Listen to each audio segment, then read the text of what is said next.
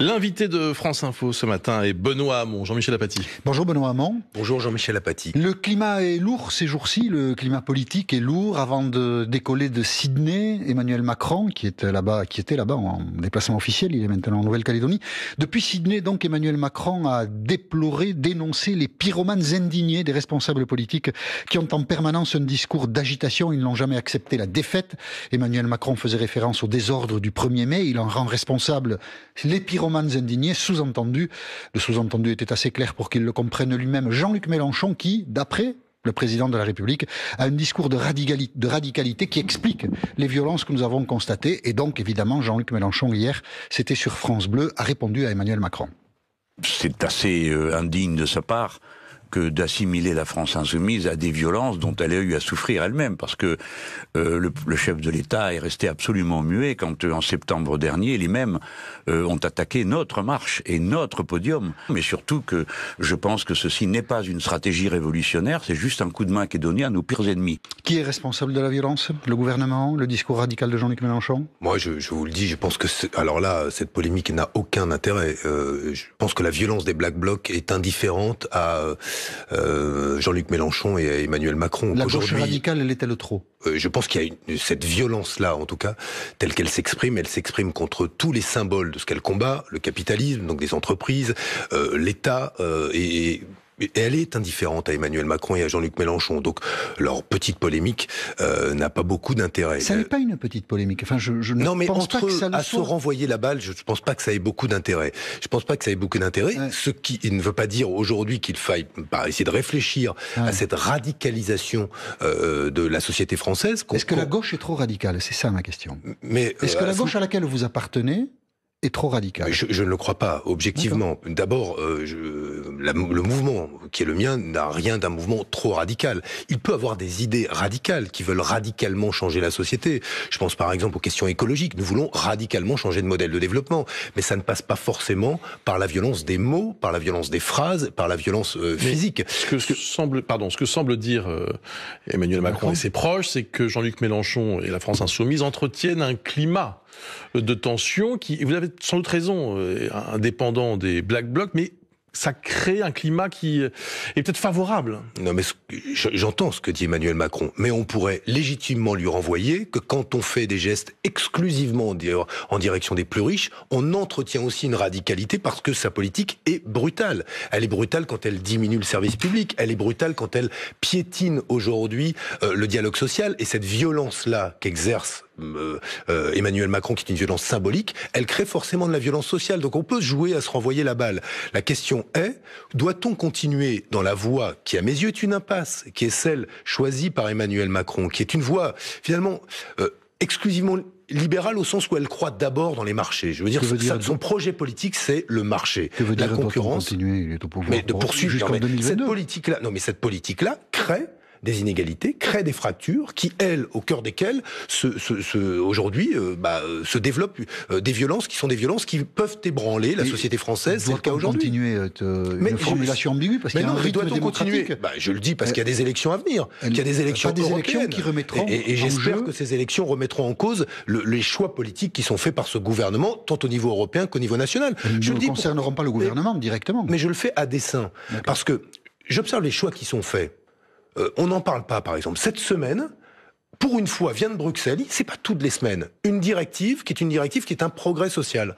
Un projet proposé par l'Europe qui dit « améliorons l'indemnité, le montant de l'indemnité pour le congé parental ». On serait mieux indemnisé et on le serait sur une période plus longue. Formidable. C'est pas tous les jours qu'arrive une bonne directive comme celle-là. Un progrès social. Que fait la France au Conseil ? On la trouve alliée à qui ? Aux Autrichiens et à monsieur Orban en Hongrie, pour refuser ce progrès-là.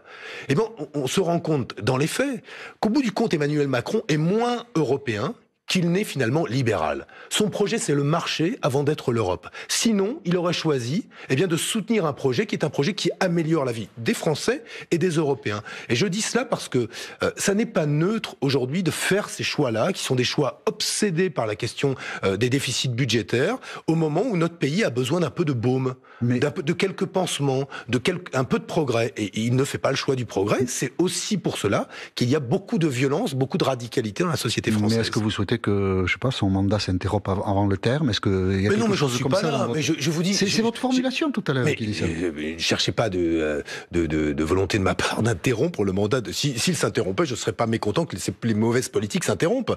Mais ce que je vous dis simplement, c'est que il y a des choix politiques, il y a des rendez-vous électoraux, et j'espère que les Français sauront ne pas confondre un prétendu discours pro-européen qui est en réalité un discours pro-business.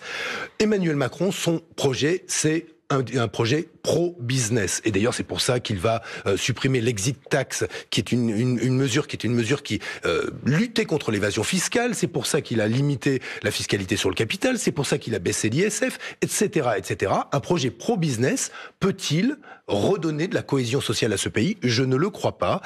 Et demain, vous participerez. Sommes-nous devenus si mesquins dans ce pays, finalement, que nous n'ayons de politique à faire que pour les riches? Je ne le crois pas. Je pense que les Français valent beaucoup mieux que cela et ils le prouveront dans les mois à venir. Demain, vous participerez à ce que l'on appelle la fête à Macron. L'intitulé a alarmé ou intéressé, intrigué le porte-parole du gouvernement, Benjamin Griveaux, qui était l'invité de France Inter hier.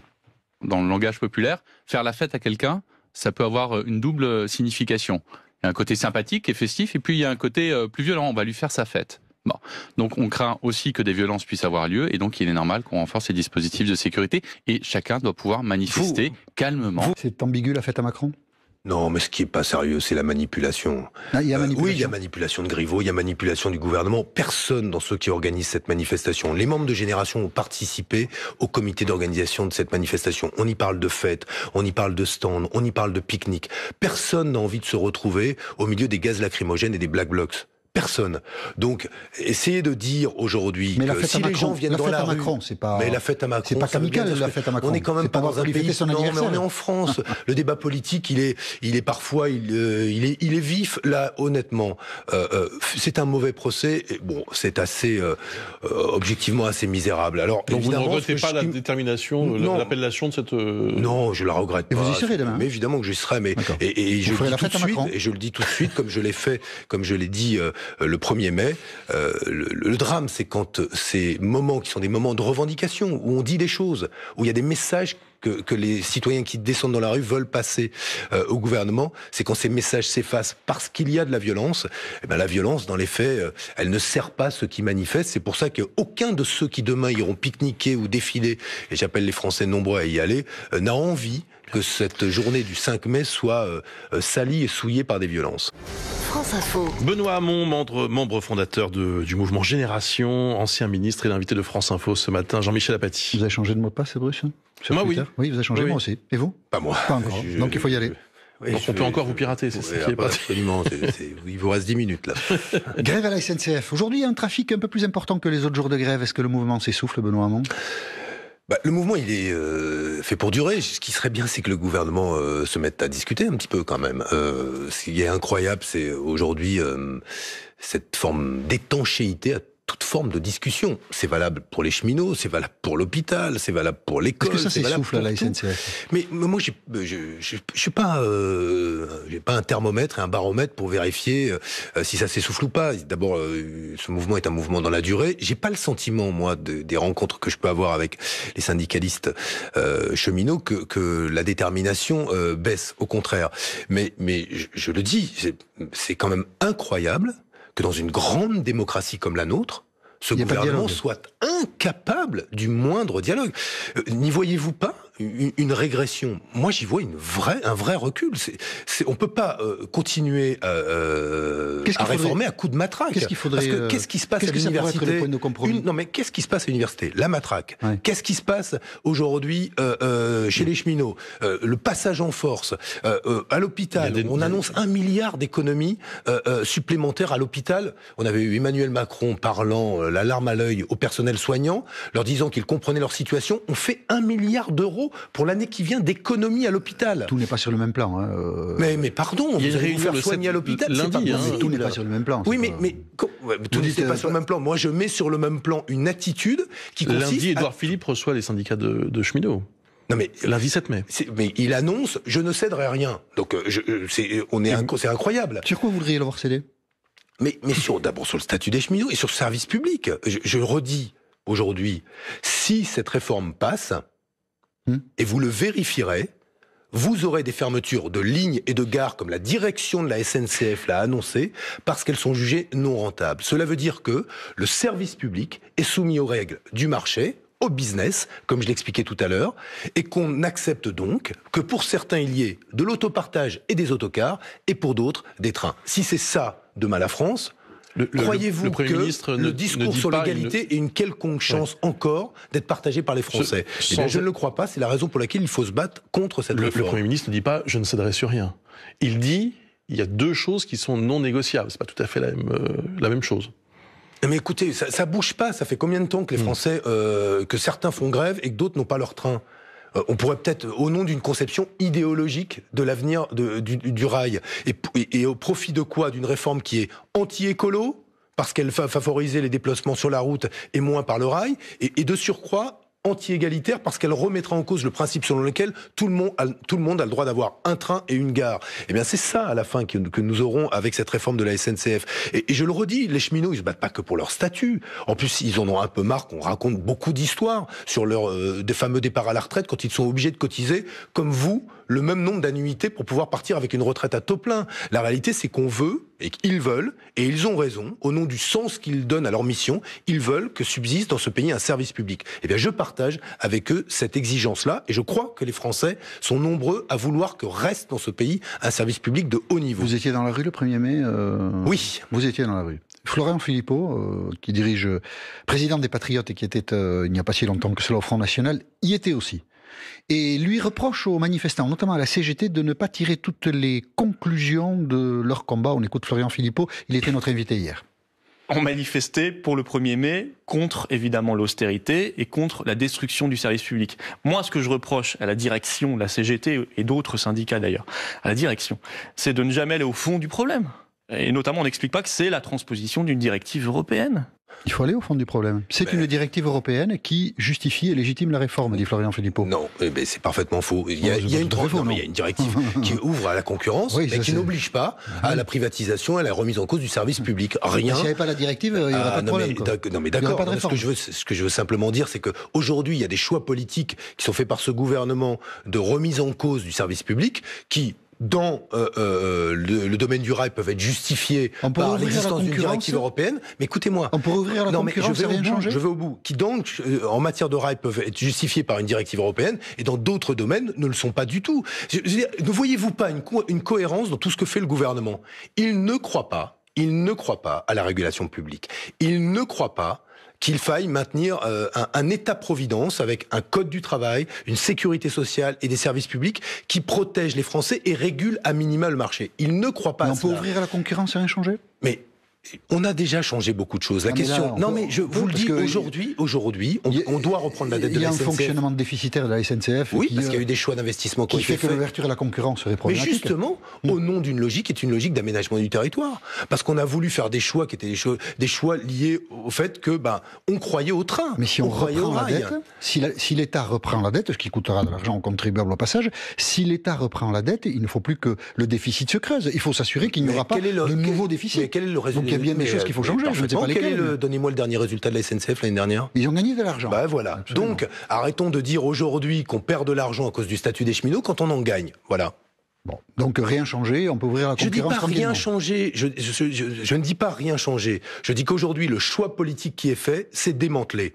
On peut parfaitement améliorer le service public sans démanteler la SNCF comme elle l'est aujourd'hui. Et donc, vous pensez que la directive européenne n'a rien à voir et que ça n'est pas le débat? Mais si, bien sûr qu'elle a évidemment exposé et fragilisé la SNCF, qu'elle l'a amené à des choix qui sont des choix dans les 20 dernières années qui n'ont pas forcément été les bons, qu'on a parié sur les lignes les plus rentables et sur les lignes à grande vitesse, qu'on a délaissé. Non, mais c'est pas qu'il je veux dire, me faites pas dire que je suis d'accord avec Florian Philippot, je veux dire, non, mais le sujet, c'est pas Florian Philippot. Non, mais attendez. Sujet de fond, hein. Non, mais sur ces questions, on a défendu le service public avant que Florian Philippot soit né, quand même, pardonnez. C'est pas la question. Est-ce qu'on peut gérer des services publics comme on entend les gérer en France, tout en ayant les accords que nous avons avec les autres pays européens au travers de l'Union? Mais moi, je n'ai jamais été favorable à ce qui est de l'ouverture à la concurrence tous azimuts, comme ça a été le cas avec l'ensemble des secteurs qui, auparavant, relevaient du service public ou du monopole d'État. Ça, je n'y ai jamais été favorable. Mais ce que je dis aujourd'hui,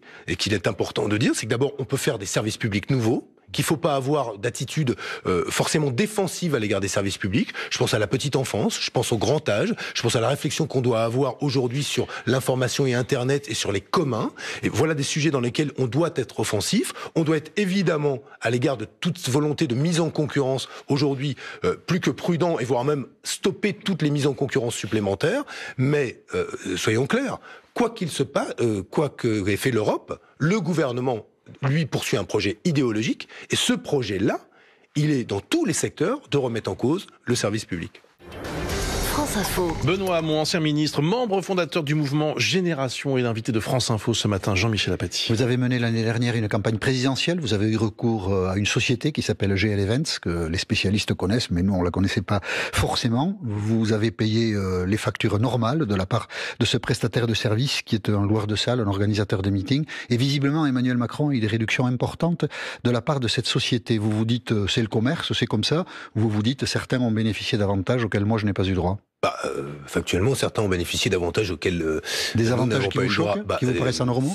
Si ce sont des avantages liés à la campagne, c'est un financement illégal de campagne électorale, tout simplement, puisque les entreprises n'ont pas le droit de financer les campagnes. Le fait de baisser une facture, c'est un financement déguisé. Donc là, nous sommes devant un financement illégal.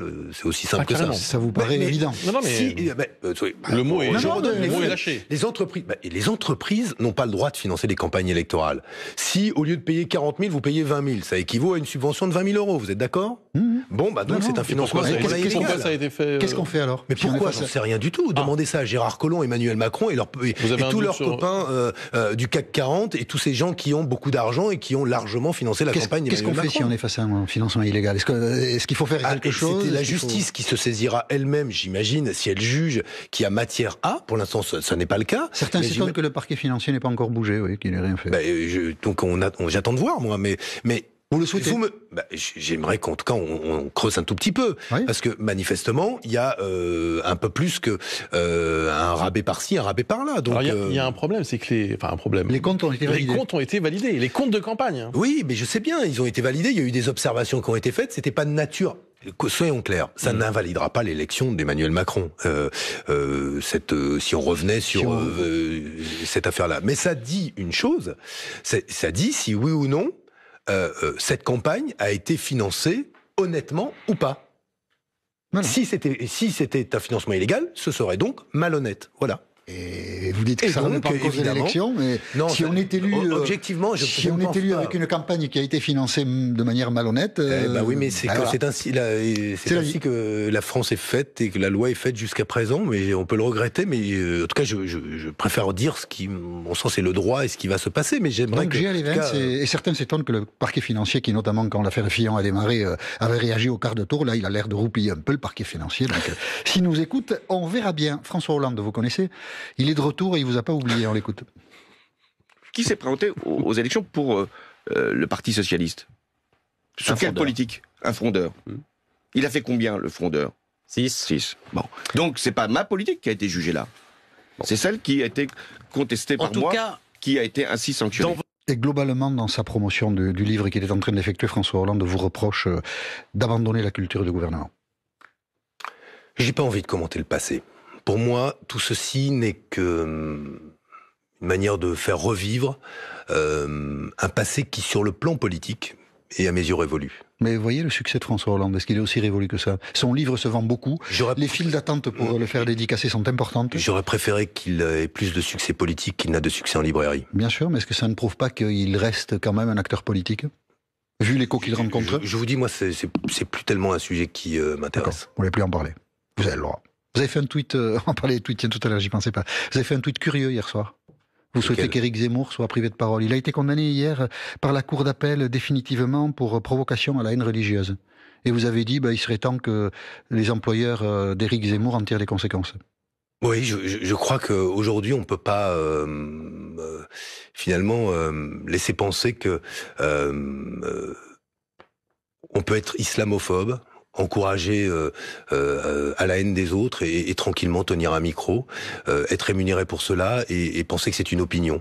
Ce qui vient d'être rappelé par la justice, c'est que ce n'était pas une opinion, que c'était un délit. Et en l'occurrence, Éric Zemmour a beaucoup de procédures qui le concernent. J'ai fait cela parce que je pense que les responsables sont pas forcément seulement ceux qui parlent, ce sont ceux aussi qui les emploient et qui considèrent que parce que ça fait de l'audience, il faut continuer à laisser ces paroles-là se répandre. Alors voilà, j'ai voulu interpeller en tout cas la rédaction du Figaro et la rédaction de RTL sur le fait que Éric Zemmour venait d'être condamné en appel. En appel, oui. Pour des propos jugés islamophobes. Voilà, pour provocation à la haine religieuse, c'est le terme exact de la condamnation qu'a subie Éric Zemmour hier. Vous allez participer, votre mouvement Génération va participer aux élections européennes de manière autonome ou en vous alliant avec d'autres? J'espère que nous pourrons créer un grand rassemblement politique, mais qui ira bien au-delà de la société civile, avec d'autres mouvements politique. Ça veut dire que j'espère que nous ne serons pas le seul mouvement politique. Je ne pense pas qu'aujourd'hui nous ayons les mêmes options sur le plan stratégique en Europe. Je ne crois pas, moi, qu'il faille aller à l'élection européenne en disant si nous n'obtenons pas ce que nous voulons, nous sortirons de l'Europe. Ça n'est, à mon avis, ni la bonne méthode, ni surtout le bon destin et le bon dessein proposé aux Français. Mais nous travaillons à un rassemblement qui est un rassemblement large. Vous en prendrez la tête? C'est pas décidé du tout et c'est pas forcément l'option que je privilégie. Pourquoi? On n'a plus le mandat? Mais c'est pas forcément l'option que je privilégie. On peut faire plein de choses, vous voyez. Je suis très heureux de venir à votre micro ce matin, sans être à l'Assemblée nationale. Est-ce qu'il n'y a pas de problème de légitimité quand on est un homme politique à ne pas avoir de mandat? Bon, écoutez, d'abord j'en ai un, je suis conseiller régional d'Île-de-France, ça me va très bien. Et puis on verra bien, je vous dis, je ne réponds pas à un non définitif, mais je vous dis, c'est pas forcément l'option numéro 1. On verra. C'est un peu tôt pour en parler. C'est un peu tôt pour en parler. Parce que l'élection européenne, c'est dans un an. Hein. Exactement. Voilà. Autre tweet, hier soir, 23h30. Je vous lis. Il y avait penalty, il n'y avait pas corner, il y a but, il y a Marseille en finale. On est content, tellement content. C'est vrai ou faux? Tout est vrai. Voilà. Il y avait penalty, tout est vrai. Il n'y avait pas corner, mais il y a et vous êtes heureux pour l'OM. Mais oui, moi ça fait des décennies que je soutiens l'OM, Brest et l'OM, et donc c'était... vous êtes plutôt OM que PSG, vous, dans le grand schisme footballistique. Ah oui, depuis très très longtemps. Et bon, moi je crois, voilà, je fais pas semblant depuis très longtemps. Tiens, c'est vrai, on me suggère en régie, ça vous fait un point commun avec Emmanuel Macron. Oui, il a salué la victoire de l'OM. C'est plutôt sympa de partager ça. Et ça vous fait une divergence grave, mais je n'insiste pas là-dessus avec Bruce Toussaint. Ah, pas du tout. Moi, je suis... C'est vrai. Qui lui devait... Non, je suis supporter de Paris, mais ça n'intéresse personne. Pourquoi vous nous relancez là-dessus? Non, mais c'est une bonne nouvelle. Et bravo l'OM, encore une fois. Merci beaucoup Benoît Hamon. Très bonne journée à vous. Merci.